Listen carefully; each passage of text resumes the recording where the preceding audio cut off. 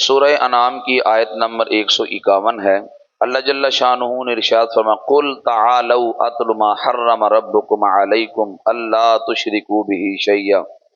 حبیب آپ فرما دو، آؤ میں تمہیں پڑھ کر سناؤں کہ تمہارے رب نے تم پر کیا کیا چیزیں حرام کی ہیں۔ نمبر 1، اللہ تشرکوا بہ شیئا، اللہ کے ساتھ کسی کو شریک نہ ٹھہراؤ۔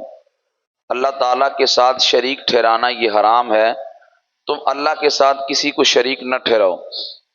شریک ٹھہرانے کا مطلب یہ ہے کہ تم کسی کو اللہ کے برابر نہ مانو اور اللہ کو مخلوق میں کسی کے برابر نہ مانو۔ اگر تم ایسا کرتے تو یہ شرک ہے۔ آج کل لوگ اہل سنت کے کھاتے میں یہ معاملہ ڈالتے ہیں اور کہتے ہیں معاذ اللہ یہ مشرک ہے، حالانکہ اہل سنت و جماعت سے بڑھ کے دنیا میں کوئی توحید پرست ہے ہی نہیں۔ اہل سنت و جماعت کا یہ نظریہ اور یہ عقیدہ ہے کہ جب بھی مانگو اپنے رب سے مانگو، جب بھی دعا کرو اپنے رب سے دعا کرو، جب بھی التجا کرو اپنے رب سے التجا کرو۔ اگر تم نے رزق مانگنا ہے تو اپنے رب سے مانگو، اگر تم نے اولاد مانگنی ہے تو اپنے رب سے مانگو۔ ہمیں یہ نبی پاک علیہ السلام نے بتایا، اے عبداللہ بن عباس، اگر پوری دنیا مل کے تجھے نفع دینا چاہے، رب نہ چاہے تو پوری دنیا بھی تجھے نفع نہیں دے سکتی، اور فرمایا اگر پوری دنیا مل کر تیرا نقصان کرنا چاہے، رب نہ چاہے تو نہیں کر سکتی۔ اس لیے ہم اگر کسی میزار پہ جا کے، کسی دربار پہ جا کے دعا کرتے ہیں تو ہم رب سے ہی مانگتا ہے۔ اب اگر کوئی یہ کہے کہ وہاں جا کے ہی کیوں مانگتے ہیں، گھر میں کیوں نہیں مانگتے، اللہ تو شاہ رگ سے بھی زیادہ قریب ہے، تو ہم کہتے ہیں اللہ شاہ رگ سے بھی زیادہ قریب ہے، لیکن ہم کہتے ہیں وہ گھر بھی بیٹھے سن لیتا ہے، لیکن اس کے محبوبوں کے پاس جا کے مانگے تو اس کی رحمت جلدی متوجہ ہو جاتی ہے۔ کہ جیسے حضرت زکریا علیہ السلام دعا تو پہلے بھی مانگتے تھے، لیکن حضرت مریم علیہ السلام کے بعد جب بے موسم پھل دیکھے، جب وہاں پہ دعا کی تو اللہ نے فوراً بیٹے کی خوشخبری سنا دی۔ اللہ گھر بیٹھے بھی سنتا ہے، اور اگر اس کے محبوبوں کے پاس جا کے مانگے تو وہ زیادہ سنتا ہے۔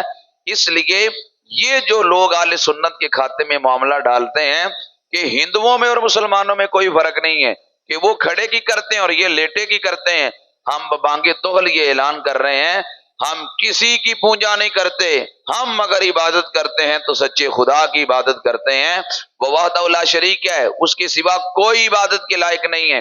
اس لیے اور پھر یہ جو شرک والا معاملہ ہے، اہل سنت و جماعت اس سے کوسوں میل دور ہیں، اور ہم یہ درس دیتے ہیں اللہ تشرکوا بہ شیئا کے ضمن میں کہ تم اگر شرک سے بچ کے رہو گے اللہ کی رحمتوں کو تم ہی سمیٹو گے۔ فرمایا اللہ کے ساتھ کسی کو شریک نہ ٹھہراؤ۔ کتنی بد نصیبی ہے اگر کوئی ہے کہ یہ نبی علیہ السلام سے مدد مانگنا یہی شرک ہے، یا رسول اللہ صلی اللہ علیہ وسلم پکارنا شرک ہے، تو میں نے کہا بد نصیبو، صحابہ کرام، تابعین، طب تابعین، 14 صدیوں میں لوگ جو کام کرتے رہے، تم ان کو شرک کہو گے تو بتاؤ تمہارے علاوہ مسلمان دنیا میں کون بچے گا؟ تم اپنا فتویٰ صحابہ بھی لگا رہے ہو۔ کیا صحابہ نے یا رسول اللہ صلی اللہ علیہ وسلم نبی علیہ السلام کو نہیں پکارا؟ امام بخاری الادب المفرد کے اندر یہ حدیث پاک لے کے آئے، نبی علیہ السلام کے ظاہری وصال مبارک کے بعد حضرت عبداللہ بن عمر کا پاؤں سن ہو گیا، پاؤں ٹھیک نہیں ہو رہا۔ ان سے کسی نے کہا اذکر احب الناس، دنیا میں جس سے زیادہ پیار ہے نا اس کا نام لو۔ انہوں نے کہا یا محمد صلی اللہ علیہ وسلم، نبی علیہ السلام کو پکارا، ان کا پاؤں ٹھیک ہو گیا۔ تو دیکھو نبی علیہ السلام کی ظاہری وصال مبارک کے بعد انہوں نے پکارا، اور یہ جو حدیث ہے البانی نے دیانتداری سے کام نہیں لیا، اس حدیث پاک کو ضعیف کہا ہے، حالانکہ یہ حدیث پاک بالکل درجہ صحت پہ فائز ہے اور یہ حدیث پاک صحیح ہے۔